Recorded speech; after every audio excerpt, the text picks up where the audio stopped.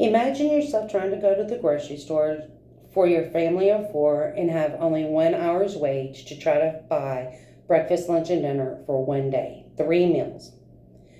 You make minimum wage at $7.25, which was enacted and took effect July 24th, 2009. You're not going to get very far.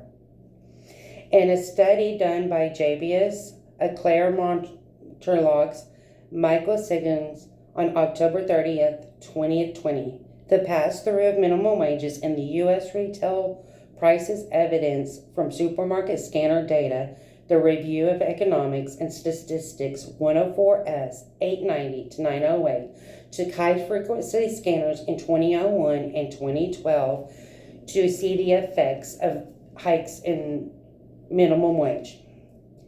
A minimum wage hike of 10% in 2001 and 2012 only equaled a 36 cents increase on prices. And it took effect 3 months after the passage rather than after the implementation of said minimum wage. Now, if we increase minimum wage to $15 an hour, let's think about this. In an article called Effects of a $15 an hour minimum wage in the city of Los Angeles on November 1st, 2013, written by Daniel Fleming with an underwriter of AF1 CIO, Los Angeles County Federation of Labor,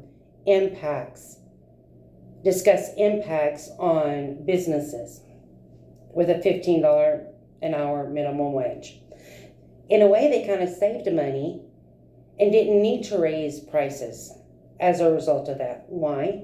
Because the morale of people increased.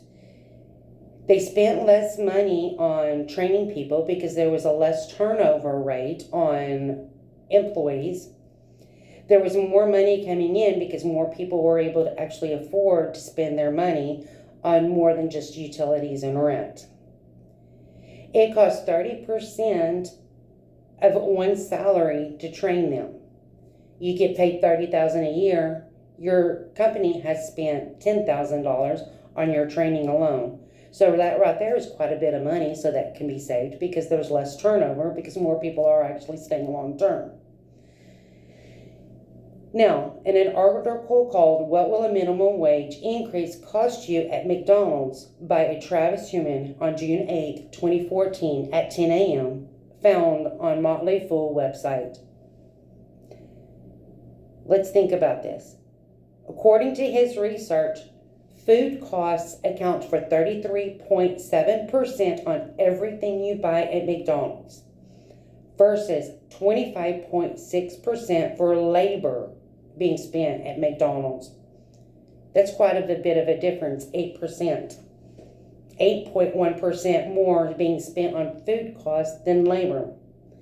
Labor costs hasn't gone up in the past 13 years versus food costs keep rising more and more and keeps going up more and more the past couple of years. In the same article, he states University of Kansas School of Business student and Erna Brio Marlalix created a model that found a $15 minimum wage would cost a Big Mac about 68 cents or 17%. That's not a whole lot if you were to base a Big Mac on the cost of minimum wage at $15, it would only cost you 68 cents.